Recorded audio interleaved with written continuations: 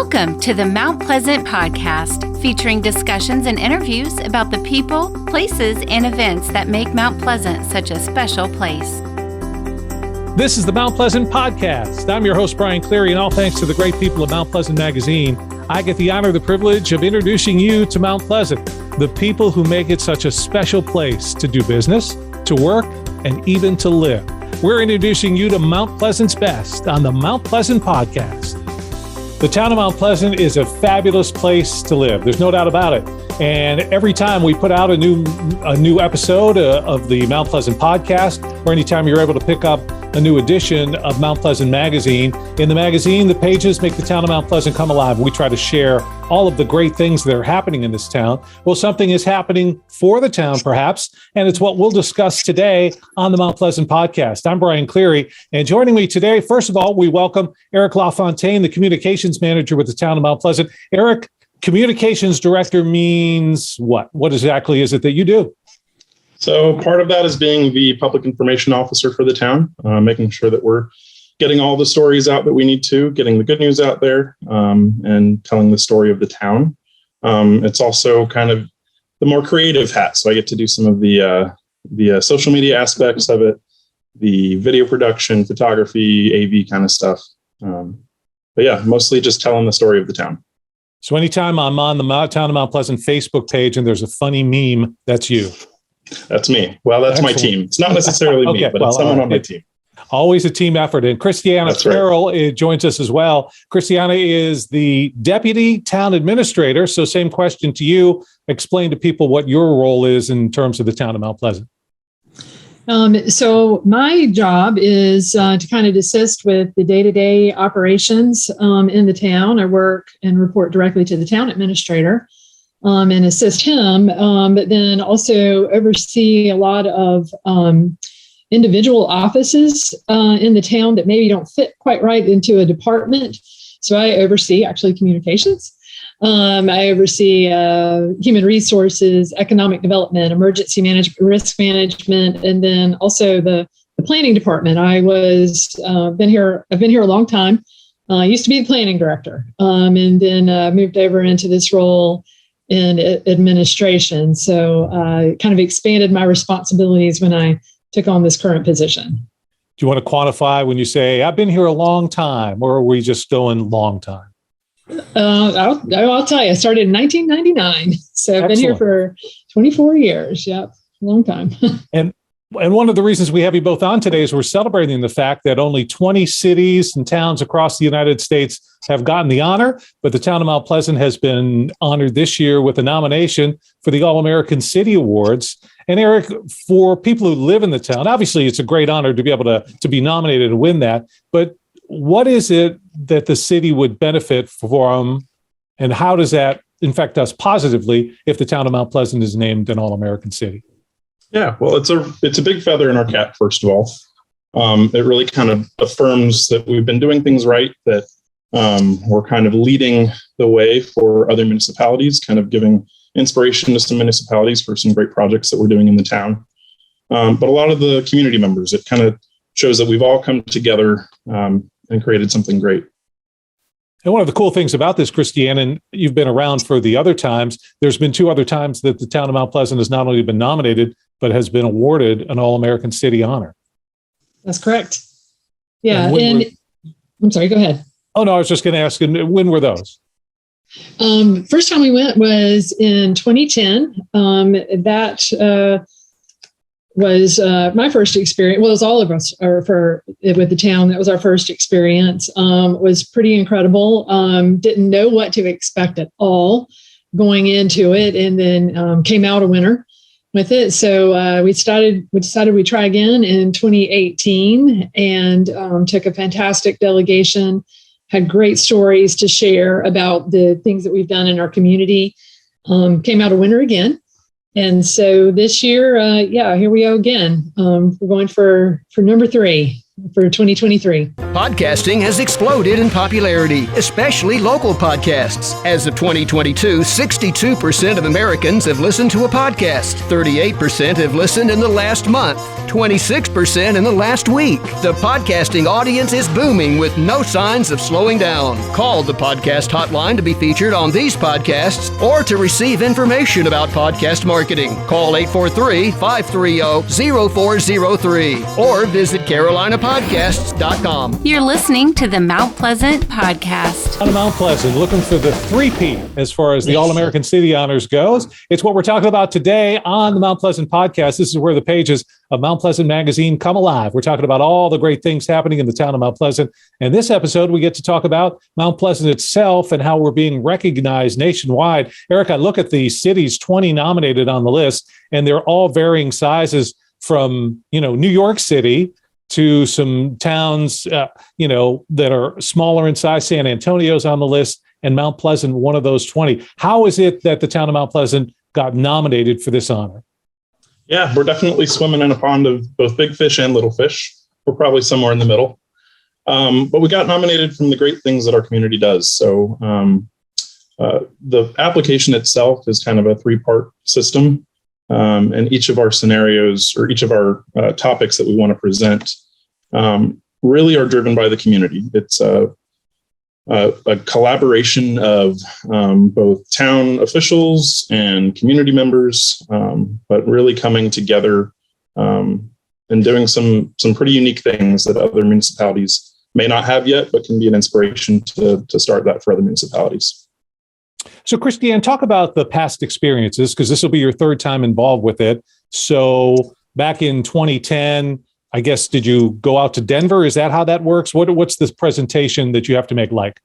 Yeah, that year, for some reason, we were in Kansas City, but it switched to Denver now. But yeah, it's the same sort of thing. The primary or the main focus of the time that you are in Denver, in this case, is to give a presentation in front of a panel of judges, and you share your story that you've outlined within your application.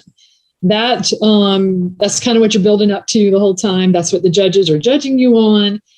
It is super fast. It's a 10-minute presentation. That's all you get, and you got to pack a lot of stuff into 10 minutes, telling all your stories.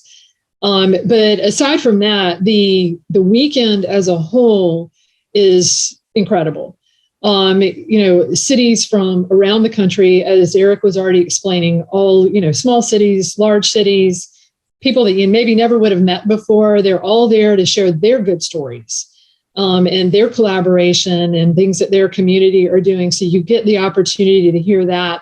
There are several events where all of the cities are combined together in one room, and the energy is unbelievable. If you kind of get to share parts of your culture, which we're planning to do, and I hope you'll ask us about it because we can share what we're doing there. But get to see some other aspects from other cultures. It's a fantastic weekend leading up till the end, which the award ceremonies at the end, which is incredibly nerve-wracking because you have to sit there and wait, because only 10 get it. 10 of the 20 get it. So last time in 2018, we were super lucky because they announced us first. So we were like, we're done. we can totally sit back and relax now. But it's a fantastic experience, and the people you meet are just incredible. So you'll go out there, make the presentation, and then be there for the entire weekend. And before you leave, you will know whether Mount Pleasant has been honored as an All-American City. That's correct. Well, you kind of teased it, so let's just get right to it. Both of you want to jump in terms of the presentation. Give me some of the highlights that you're going to showcase in terms of Mount Pleasant to the rest of the country. Okay, well, I can kind of start with it. There's two things that we're going to be presenting that I think we'd like to share. The main thing is the primary presentation in front of the judges, and that's where we're telling our community stories.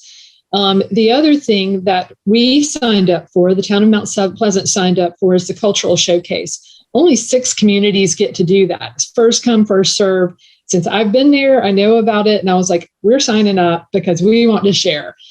So to explain that one very quickly, that's also just a 10-minute presentation, but it's very fun. You are not judged on it. But I think it's a great opportunity to show people across the country things that are unique to your community. So we will be featuring our Gullah culture. So we are having a sweetgrass basket maker coming with us. We are going to be working with some folks who can sing some songs that are very traditional, and hope to get some songs. We're still brainstorming on it, but some songs that will engage the audience and allow some audience participation. So that's just a fun activity that only 5 other communities will be participating in. The main presentation is the one in front of the judges. And the theme this year is actually youth engagement. What are communities doing across the country to engage our young people in like the civic culture and all. And so that is our focus. So Eric, if you want to start, you want to describe one of the projects? We got 3 projects that we want to share. So if you want to pick one of them and share. Sure. So one of them that's pretty unique to us, or our story we believe is going to be unique for this competition, is Just Be. It's a program that was started by Layla Luna, a community member, to bring diversity and equity inclusion into Mount Pleasant businesses. So working both with the town and with the Chamber of Commerce, she's put together a program to not only spread the word about kind of being more sensitive to sensitive individuals, but also getting businesses involved. And part of her story started actually in a pizza shop. So she took her son, who has autism and is nonverbal, to a pizza shop when he was a little bit younger, and he was overloaded with some sensory issues. And because of that, the restaurant goers and even the restaurant ended up kicking her out, thinking that her child was just being a brat or couldn't be in public.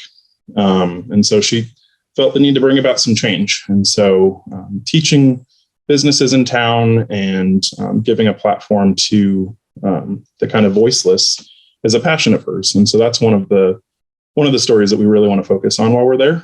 It's something unique to the town that can really spread and grow with some national attention on it. And if I could add on to that, where one of the things that the National Civic League, that's what the All-America Award is given through, National Civic League looks for collaboration. So, Eric's speaking about Just Be and Layla Luna. Well, where our collaboration came together is she started working with the Mount Pleasant Chamber of Commerce to kind of like, how can we get the word out with the businesses? That kind of led to like, hey, let's have a panel and let's really talk about that. They ended up bringing in Debbie Antonelli, who's is a big advocate for people with special needs. Her own son having Down syndrome. And so that kind of started to grow. And then with all of that, we have brought in the Don and Joanne Migliori, who own Mig's Pizza, who are big advocates. They opened their restaurant, Mig's Pizza, specifically because they have a family member with Down syndrome, and she needed employment. And so it was a place for her to work. And so now they promote that employment. So that's our bigger story there of the collaboration that you can see with the Mount Pleasant Chamber, the town of Mount Pleasant, these advocacy groups and people such as Layla and Debbie, and then the great business that the Miglioris are doing. We recognize in our application Nothing But Cakes. They're also a big advocate. And so we're trying to bring all of those people in together. So that's I think, our best story, because it is a different type of DEI. It is a group that's often overlooked in the DEI conversations that are kind of around the world now. And so that's, I think, where we're one of the stories that we're most excited to share. The town of Mount Pleasant is going for a three-peat, nominated once again to become an All-American City, and it's our subject today here on the Mount Pleasant podcast. This is where the pages of Mount Pleasant magazine come alive. We're joined by Eric LaFontaine, who is the communications manager for the town of Mount Pleasant. Also, Christiane Farrell, who is the deputy town administrator. Now, Christiane, you've been out to the presentation before. Seems like you'll be going this year. Who will be joining you on the team that'll actually travel to Denver, Colorado? We have a really good team. We're making sure that everybody who is represented in the three different stories that we're sharing, that we've got, they're coming along on the trip. So as explained, we're focusing a great deal on what our business community is doing to try to be more inclusive for people with neurodiversity or intellectual disabilities. So we are bringing with us advocates such as Layla Luna, Debbie Antonelli. We are bringing the Migliori family who makes pizza. We are also bringing with us the former president, Michael Cochran, of the Mount Pleasant Chamber of Commerce. In addition to that, one of our other stories that we are sharing is about Wake Up Carolina. So Nancy Shipman, I'm sure most people are kind of familiar with Nancy's story. Nancy's coming with us to share her story and what Wake Up Carolina has done. So we'll also be bringing some members of her family, because obviously what happened with her son Creighton affected the whole family, and they've all been part of the success of Wake Up Carolina. And then we are bringing several people from our police department. That is another one of our stories, focusing on the youth programs that we have that have been successful. So we've got several members of our team from Mount Pleasant PD. Our mayor will be there, of course, as well as a couple of other elected officials. And then we are bringing some kids along, because youth engagement is the story. So we've got several different kids that are coming with us, some of them with some intellectual disabilities. Will be participating. And then the cultural showcase that we spoke of earlier. We will also have some folks there who will be able to really represent the town and its Gullah culture. So, Eric, it sounds like somebody's got to stay behind and do all the work. So I'm thinking that you'll be here in Mount Pleasant. As I look at the list, I mentioned New York City is one of those cities, San Antonio, Dallas, Texas. Closest to us, I think it's Charlotte and Fayetteville, North Carolina, a town in Georgia. Is there, as you look at that list, one, I think it's got to make you guys feel great that, hey, Mount Pleasant is in the mix with those other cities and towns across the nation. Anybody that you're looking at and go, we want to beat these guys? Well, I'd say the whole competition we'd love to beat, but there's 10 that win, and I know that we're going to be up against some really great cities. I'm actually going to be going with, so part of telling the story on a national level is also going to be telling that story here at home. So we want to make sure that we're capturing all of that. And from a communications perspective, being able to tell the town that story while it's happening is going to be pretty special, I think. So we'll be wanting to monitor all the town of Mount Pleasant social media channels that weekend. And for somebody who's listening and watching the Mount Pleasant podcast, they live in Mount Pleasant. Is there anything that you would be looking for them to do? Is there anything that they can be doing to assist in terms of us perhaps getting the All-American City honor? Yeah. I mean, look for information going forward. It's going to be on all of our social channels. We're going to keep everyone up to date on our progress, on how we're getting there, and then hopefully letting everyone know about the win. But we'd love the whole town to be rooting us on, because this is a collective effort really from the whole town. It's a pretty big deal, and it's also indicative of our community as a whole. Now, Christiane, having been there twice, I guess you'll be a little bit more relaxed, but it seems like this is just going to be a whirlwind weekend, bam, bam, bam, and then all of a sudden it'll be that time to find out whether or not we've won. Yeah, I don't know that I'll be any more relaxed. I still get really anxious about it. It's, it can be a little bit nerve-wracking. We are actually one of the last cities to do our presentation in front of the judges. So we have to kind of just sit there and wait. We don't actually present until Sunday morning. So we have to make it through the whole weekend. But then once we present, we've just got, kind of a few hours in between before we go to the awards ceremony. But it is a whirlwind. They keep you busy with all kinds of ways to interact with the other communities. We will have the opportunity to go and watch the other cities do their presentations.